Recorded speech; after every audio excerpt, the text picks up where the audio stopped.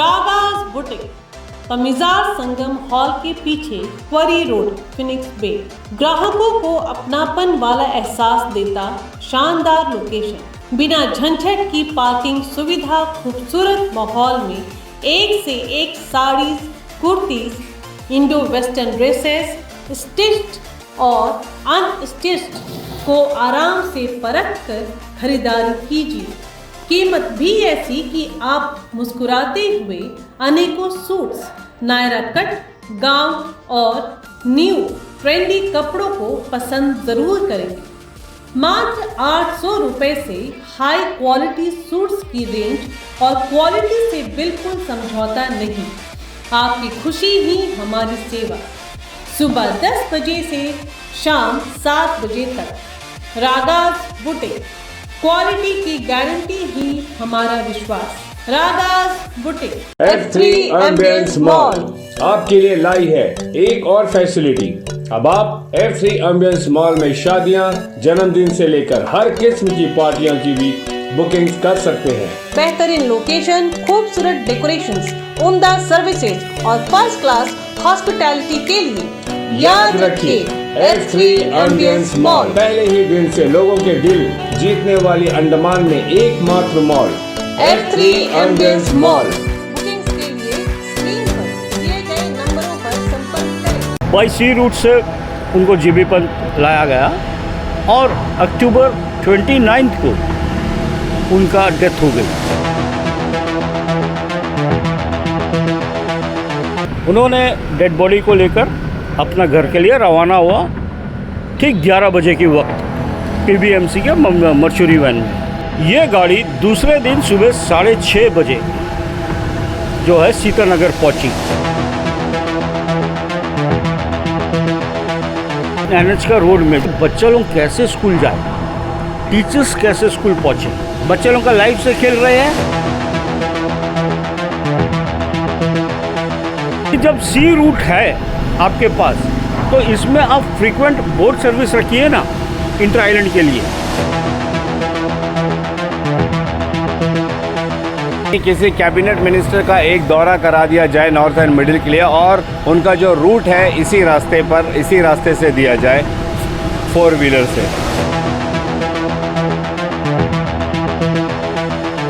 Salute करूंगा हमारे Mayabunder police department को, आरिफ जी, मीना जी और कांस्टेबल और जो पुलिस व्हीकल का ड्राइवर था कि 24/7 ड्यूटी रहती है। ये इन्होंने 30 तारीख को कर दिखाया कि देर रात को भी फ़ोन करने पर ये तुरंत एक्शन में आए और मदद के लिए बराबर पहुँचे।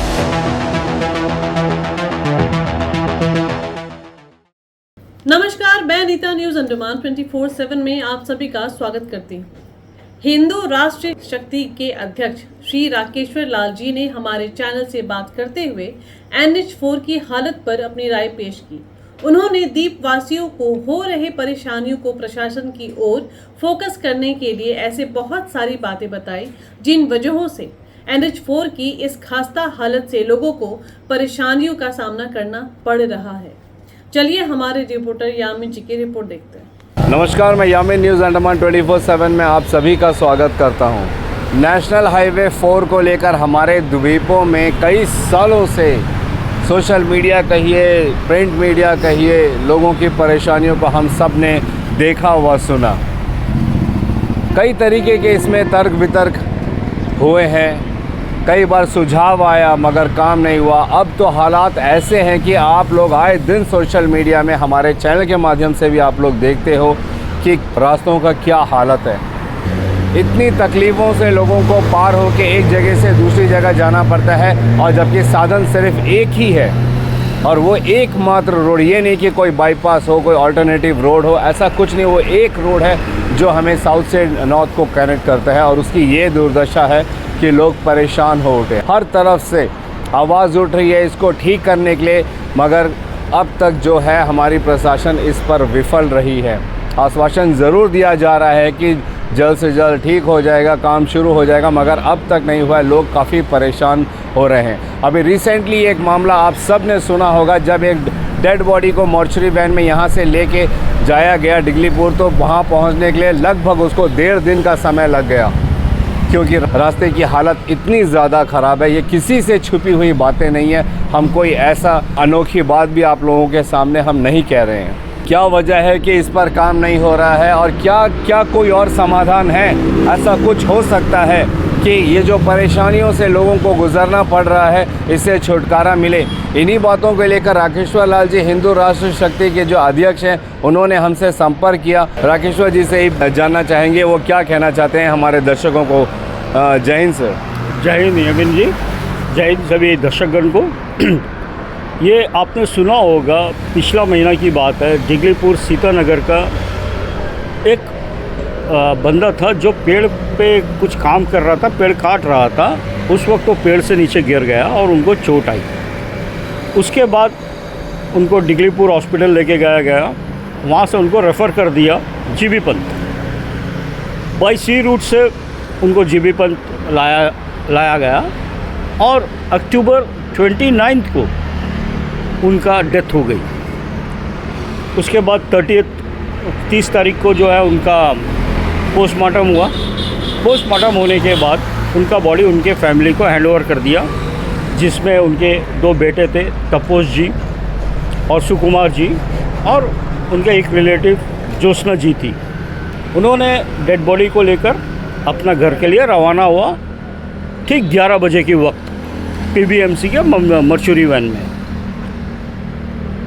ये गाड़ी दूसरे दिन सुबह 6:30 बजे जो है सीतानगर पहुंची। ये ऐसा क्यों हुआ? कारण ये थी कि जब ये गाड़ी जा रही थी 30 तारीख को, तो ये 12 टांग में फंसी। उसके बाद कदम तल्ला में 2 घंटा फंसी। उसके बाद रात को 11 बजे के वक्त वायरलेस टेकरी करके एक जगह है आपका टोगापुर के पास, 1 घंटा, और वो जगह से 1 घंटा के दूरी पे गाड़ी फंसी है। गाड़ी जो है आपका ऑयल टैंक लीक हो गया उसका, एंड सेकेंडली गाड़ी फंस चुकी थी। तो वो जो परिवार थे, उन्होंने डिगलीपुर में सीतानगर के प्रधान आपका को कांटेक्ट किए, मंडल जी को, और उसके बाद मंडल जी ने शिवानंद बैरागी जी को कांटेक्ट किया, जो कि टोगापुर के प्रधान और हमारे हिंदू राष्ट्र शक्ति के जनरल सेक्रेटरी भी है। तो बिप्लब मंडल जी ने उनको कहा, रिक्वेस्ट किया कि देखिए ऐसा बात है, हमारा एरिया का बॉडी जो है वहाँ पे फंसी हुई है, प्रॉब्लम में है, और ऐसा लीकेज हो रही है, तो कृपया करके उनका मदद करिए। शिवानंदा बैरागी रात को 11 बजे जो है उठकर रिक्वेस्ट किया जो हार्डवेयर दुकान वाले से, उनका घर जाके उन्होंने दुकान खोलकर उसे एमसील दी। वो एमसील लेके जब जाना शुरू करा तो वो रास्ता से ना आप पैदल जा सकते हो, ना 2 व्हीलर से जा सकते हो, इतना कीचड़ थी। वो 4 व्हीलर जो है, बड़ी जो टायर वाली गाड़ी है, उसी से आप जा सकते हो, वो रास्ता को कवर कर सकते हो। हमारे शिवानंद जी ने आरिफ जी जो कि SHO है मायाबंदर की, उनको फ़ोन की और उनको सारी घटना से अवगत कराया। आरिफ जी रात के वक्त करीबन 11 साढ़े 11 हो रही थी, उन्होंने तुरंत सहायता के लिए हामी भरी और अपनी पुलिस गाड़ी में मीना जी जो सेकंड ऑफिसर है और उनके साथ कांस्टेबल को रवाना किया। वो लोग टोगापुर पहुँचे, टोगापुर से शिवानंद जी को लेके लोकेशन तक गए। उस वक्त करीब आपका 12:30 बज चुकी थी रात की। उसके बाद जो है टैंक को ड्राई किया गया, एमसील लगाया गया और उसके बाद उसको धक्का देके निकाला गया और गाड़ी मर्चुरी वैन रवाना हुई 3:45 सुबह की दूसरे दिन, और ये 6:30 बजे सीतानगर पहुंची। तो मेरा कहने का अर्थ यमीन जी ये है कि हमने सभी पॉलिटिकल पार्टी को देखा है, कोई स्ट्राइक कर रहा है, कोई इसके ऊपर हमारे एडमिनिस्ट्रेशन को लिख रहा है, दिल्ली में जाके भी बता रहा है कि ऐसा सिचुएशन है, चक्का जाम कर रहे हैं। पर जो है हमारा पॉलिटिकल पार्टी आइलैंडर्स को आश्वासन ही देता है एडमिनिस्ट्रेशन की बात सुनकर कि ये अभी ठीक हो जाएगा, अभी ठीक हो जाएगा। आप देखिए काफ़ी लंबा समय से ऐसे ही चला आ रहा है।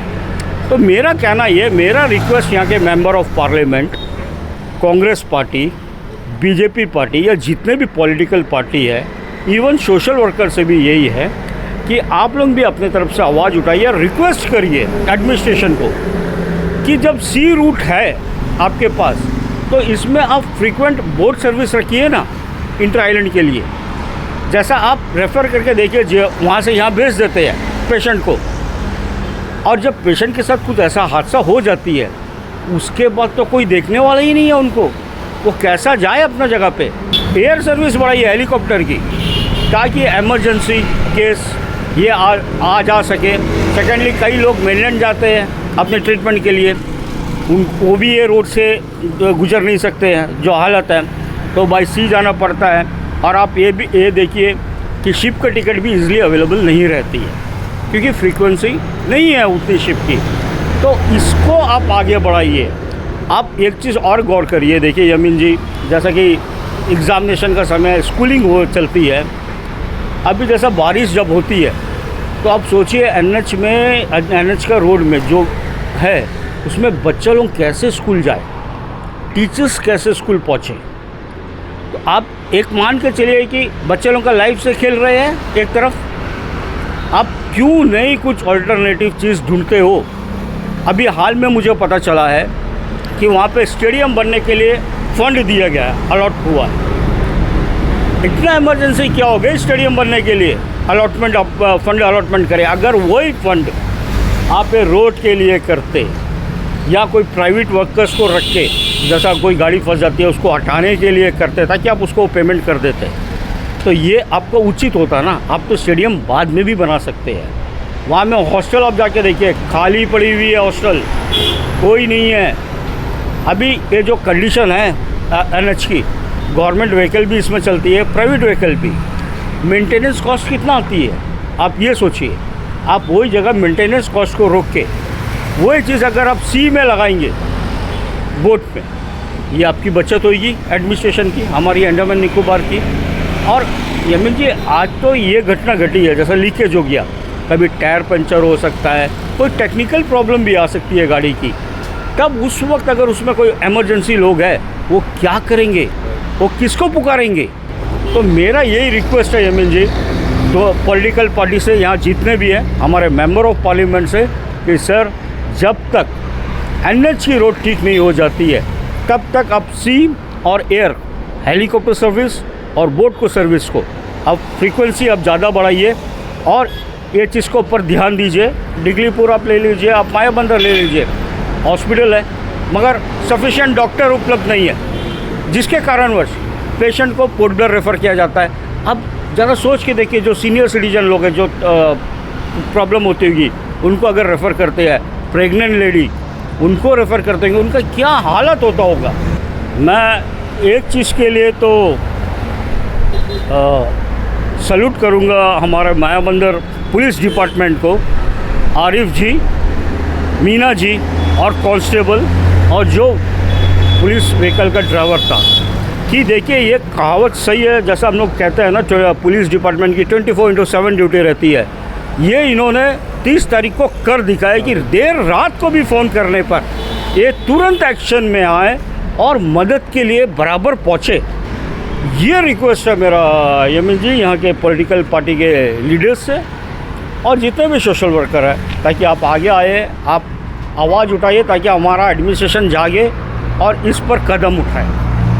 धन्यवाद राकेश्वर जी हमसे बात करने के लिए, और अपनी जो चिंता है वो नेशनल हाईवे की जो खस्ता हालत है उस पर जताने के लिए लोगों की जो भी व्यथा है उन लोगों ने आपसे भी शेयर की है, उसे आप हमारे चैनल के माध्यम से हमारे दर्शकों को, प्रशासन को बताने के लिए हम आपको फिर से धन्यवाद करते हैं। बहुत सोचने वाली बात है कि आखिर क्या वजह है कि जो हमारे ही द्वीपवासियों को इतनी सारी तकलीफ़ों का सामना करना पड़ रहा है, खासकर नॉर्थ और मिडिल अंडमान के लोगों को इस वक्त। और कारण है सिर्फ जो हमारी जो नेशनल हाईवे 4 है उसकी खस्ता हालात पर। जैसा अभी राकेश्वर जी ने कहा कि आखिर वे लोग क्या करेंगे जब उनको परेशानी होगी। बात सिर्फ मेडिकल सर्विसेज की ही नहीं है, कई सारे जो बिज़नेस होते हैं उन लोगों का भी आना जाना लगा रहता है पोर्ट ब्लेयर से। मिडल एंड नॉर्थ अंडमान, उनको खासा नुकसान झेलना पड़ता है। कई लोगों के घर में कई सारी परेशानियां होती है जिसके लिए उनको पोर्ट ब्लेयर आना पड़ता है। उनकी वो परेशानियां सिर्फ इस वजह से दूर नहीं हो पाती क्योंकि जो रास्ता है वो बहुत ही बुरी हालत में है। तो जिस तरीके से राकेश्वर जी ने कहा कि जब तक नेशनल हाईवे ठीक नहीं होता, क्यों नहीं हमारी जो एडमिनिस्ट्रेशन है, शिपिंग DSS है, ये जो बोट की जो फ्रीक्वेंसी है आने जाने की, उसको ज़्यादा कर दे। जहाँ एक बोट चल रहा है वहाँ 3 बोट दे दें, क्योंकि हम सब जानते हैं कि इस वक्त बोट टिकट्स के लिए भी कितनी परेशानी होती है लोगों को। टिकट्स फुल हो जाते हैं, कई दिनों तक लोगों को टिकट्स नहीं मिलते हैं। लेकिन जो इमरजेंसी में लोग हैं, जिनको वाकई में ज़रूरत है, वो लोग क्या करेंगे? मजबूर होकर वे लोग तकलीफ़ सह कर नेशनल हाईवे का इस्तेमाल करते हैं, बसों में, प्राइवेट टैक्सीज़ में, जहाँ पे इनको कई सारी कठिनाइयों का सामना करना पड़ता है जो सिर्फ ज़ुबानी बोलने से शायद समझ नहीं आए। जब तक प्रैक्टिकली एक्सपीरियंस नहीं करोगे तब तक आपको अंदाज़ा नहीं होगा कि गाड़ी में बैठकर उस रास्ते पर जाने का तकलीफ़ क्या होता है। हम धन्यवाद करेंगे राकेश्वर लाल जी का, जिन्होंने इस मुद्दे को एक बार फिर उठाया है। ये नहीं कि पहली बार हो रहा है, हर चैनल में लगभग इस बारे में बात की जा रही है। सोशल मीडिया में आए दिन इस पर बात हो रही है। लोग एडमिनिस्ट्रेशन पर, पॉलिटिकल पार्टीज़ पर, न जाने किन किन संस्थाओं पर आवाज़ उठा रहे हैं, उंगली उठा रहे हैं। क्यों? क्योंकि लोगों को इन तकलीफ़ों का सामना करना पड़ रहा है। सबसे मशहूर ताना है कि लोगों का कहना है, जो हमें कमेंट्स में भी पढ़ने को मिलता है, कि क्यों नहीं किसी कैबिनेट मिनिस्टर का एक दौरा करा दिया जाए नॉर्थ एंड मिडिल के लिए, और उनका जो रूट है इसी रास्ते से दिया जाए 4 व्हीलर से। क्या ये पॉसिबल है? अगर ये पॉसिबल है तो अंडमान की जनता इस रास्ते को ज़िंदगी भर स्वीकार करने को तैयार है, क्योंकि हम सब जानते हैं कि जब भी कोई बड़ा मंत्री हमारे अंडमान के दौरे पर आता है तो यहाँ पे अगर कहीं पे कचरा भी पड़ा होता है तो उसको रास्ते से हटा दिया जाता है, पूरे रास्ते को चमका दिया जाता है। कोई चीज़ ऐसा है जो नहीं दिखानी होती है तो वहाँ पे ग्रीन पर्दे लगा दिए जाते हैं ताकि मंत्री जी उस नज़ारे को ना देख लें। कितनी सही बात है ये। जो सुविधाएं हैं वो सिर्फ मंत्रियों के लिए क्यों आम जनता, जिनका ये हक है, अधिकार है, इनका संवैधानिक अधिकार है कि उनको प्रॉपर रोड, इलेक्ट्रिसिटी, पानी ये सब मिले, क्यों उनको इन चीज़ों से वंचित रखा जाता है? इन्हीं सब परेशानियों को लेकर राकेश जी ने भी यही सुझाव दिया है कि खासकर ये जो इमरजेंसी केसेस होते हैं, जो पेशेंट्स होते हैं, क्यों उन लोगों को हॉस्पिटल्स है बोट के रास्ते रेफ़र नहीं करते हैं। हर इमरजेंसी और मेडिकल केसेस को बोट में रेफ़र किया जाए और हर वक्त बोट ज़रूर मुहैया कराया जाए हर दिन, ताकि किसी भी इमरजेंसी केसेस में डिले ना हो। राकेश्वर जी ने एक और सुझाव दिया है कि हमारी जो MV शोम्पेन बोट है वो मेडिकल इक्विप बोट है। इनका ये कहना है कि क्यों नहीं, जब तक नेशनल हाईवे ठीक हो जाती है तब तक MV शोम्पेन को इस रूट पर दिया जाए, ताकि जब भी मेडिकल केसेस हो तो वहाँ पे जो मरीज़ हैं उनकी अच्छे से देखभाल करके उनको सही सलामत यहाँ पोर्ट ब्लेयर लेके लाया जा सके और यहाँ से फिर उनको वापस उनके डेस्टिनेशन पर भी पहुँचाया जा सके। इन सारी बातों पर संज्ञान लेने की हमारी एडमिनिस्ट्रेशन को बहुत ज़रूरत है, वो भी जल्द से जल्द, क्योंकि आए दिन हम देखते हैं कि लोग जो है तरह तरह की बातें करते हैं, कभी धरना प्रदर्शन, तो कभी स्ट्राइक, तो कभी चक्का जाम। इन सारी चीज़ों से निजात पाने के लिए इसका एकमात्र समाधान यही है कि जल्द से जल्द नेशनल हाईवे 4 का जो काम है उसको शुरू किया जाए, उसको कंप्लीट किया जाए, ताकि लोगों को किसी भी तरह की ये जो यातायात से जो जुड़ी जो समस्याएं हैं इससे उनको छुटकारा मिले। इसी उम्मीद के साथ और कैमरा पर्सन दीपिका सोनी के साथ मैं यामीन, न्यूज़ अंडमान 24/7। नमस्कार। हम उम्मीद करते हैं कि हमारी प्रशासन NH4 पर जल्द कोई ठोस कदम उठाएगी, ताकि हम द्वीपवासियों को एक अच्छी हाईवे मिले और इनसे हो रहे परेशानियों से छुटकारा मिले। जिस तरह राकेश्वर लाल जी ने सुझाव दिए कि फेरी बोट्स की संख्या बढ़ाई जाए, ताकि NH के पूरी तैयार होने तक लोगों को यातायात की असुविधा ना हो। हम उम्मीद करते हैं कि हमारी प्रशासन इस पर भी जरूर संज्ञान लेगी। अगर आपको हमारा यह एपिसोड सूचनात्मक और ज्ञानवर्धक लगे तो कृपया लाइक, शेयर व सब्सक्राइब जरूर करें, और जी हाँ, कमेंट सेक्शन में अपनी राय देना ना भूलें। इसी के साथ मैं अनीता, न्यूज़ अंडमान 24/7 से आज की इस कड़ी से विदा लेती हूँ। नमस्कार।